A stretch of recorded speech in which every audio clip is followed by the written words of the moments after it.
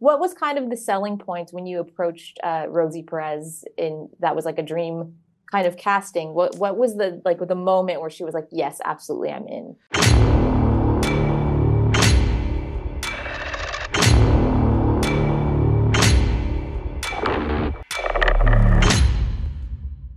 So what first struck me about this, of course, you're probably hearing this a lot today, is the Billy Crystal of it all. Yeah. We know him for kind of lighthearted comedy rom-coms. This is not that. It's very different from anything we've seen him do. So how did this partnership come to be? He's also executive producing this. And how did you know you wanted him in this role? Well, so this project actually originated with Billy. So he's the one who brought me in. He had been tossing around an idea with Eric Roth, who's our other EP. They're good friends and they couldn't quite crack it. And I had worked with Eric before. And so Eric called me up and said, would you be interested in developing a show for Billy, a psychological thriller? And I said, yes, I'm very interested in doing that. Like, I've never seen that before. That sounds amazing. So yeah, I worked very closely with Billy through the whole development process. What a pitch. Hi, do you want to come on board and help us develop this psychological thriller? Oh, by the way, it's Billy Crystal's project. Right. How could you say no? Yeah, sold. Yeah. So how much of that kind of the story that we end up with on screen, how much of that was in place? And then how much are you guys coming up with as you're collaborating? I mean, nothing. We had they came to me with pretty much a one-liner. Mm-hmm. I mean, they had the basic setup, and then we really worked together to develop the pitch, and we wrote a pilot, and then when Apple picked it up, we did another episode. But then even once we got in the writer's room, the show continued to really evolve into what it became, and it's kind of found its own way, which was a really cool experience to see. You know, I think tonally it became more and more honed as we went along. Nice. And was Billy involved in all of that throughout? Well, he was involved in all of the stuff up until we did the writer's room, and then because he's Billy Crystal and he doesn't sleep, he was on Broadway the whole time that we were in the writer's room. So he was reading scripts, you know, in between his shows. So he and Eric were both reading everything, but they were very supportive of the room finding its way and letting us, you know, see where the show wanted to go. So you basically just described a dream partnership. Okay. Yes, that's right. It really was. I mean, there were many times where I had to remind myself that, you know, I think I just got really lucky with this one. You say luck, but also they knew who to call for the job, I think is a large part of it as well. So yeah, credit where credit's due. It's very humble of you, but also like they knew who to call for this. Would you like to see a season 2 of this? Do you leave us on kind of a bit of a cliffhanger? Do you answer everything? Do we wrap it up in a nice clean package? I mean, I wouldn't say it's a nice clean package, but it is a limited series, so it does have a beginning, middle, and end. Okay. You know, I don't know what the future holds. I loved writing this character. I loved working with Billy and working with Eric, and this particular genre was a lot of fun. So we'll see. So it's not off the table. So you're saying there's a chance.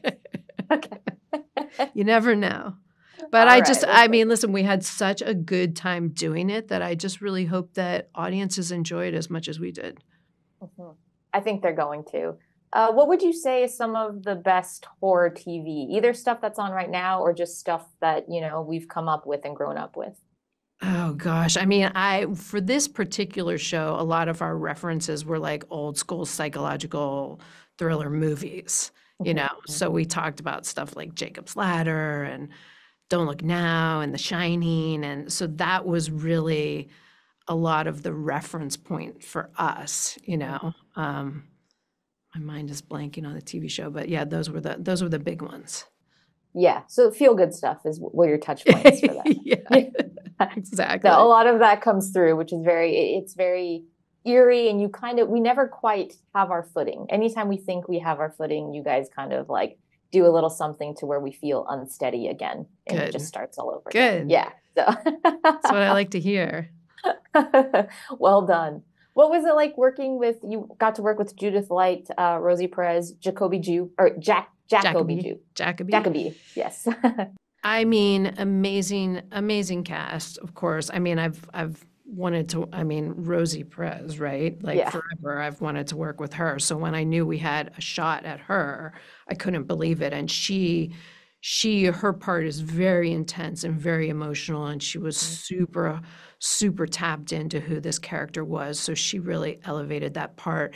And Judith was just perfect for Billy's wife of like, decades. They just had that thing where you just felt like they really knew each other. She was fantastic too. But Jacoby was like such a find. And I didn't realize until after production that how risky that was. Like the show is depending on this, him with Billy and with Rosie, and you need this child actor to be able to step up to the plate every day, all day long. And Jacoby was just incredible, really talented kid. If he doesn't sell it, literally the entire show crumbles. Yeah, so that 100%. I'm glad that you didn't think of that as you're going in, and it didn't feel so daunting. But after the I fact, know my you look back at ignorance, it, it's like, my ignorance saved me from anxiety. Yeah. it was the bliss that you needed to get it done. Because exactly. what a horrible stress to have upon yourself if you're thinking about that during the process. Yeah, totally. What was kind of the selling point when you approached Rosie Perez that was like a dream kind of casting? What was the moment where she was like, yes, absolutely, I'm in? Well, what was interesting was we originally reached out to her for a different part, which she turned down, but then we ended up having a conversation with her about this part, which she plays Denise, the foster mom. And we had this really long Zoom with her, and it was just so clear right away that she was going to do something amazing with this part, and that she really wanted to play this character and just was bringing something special to it. So that the second we got off the Zoom, we all knew that it was her for sure. Which part did she turn down? Can I ask that? She originally read for Gail, which was the social worker, which also became a smaller part along the way. Originally, it had been a bigger role, but it got cut down. So she only really appears in the first couple episodes. Gotcha. And then you're like, Rosie Perez, we got to do it up. Yeah. Incredible. Yes. Yeah, amazing. Exactly.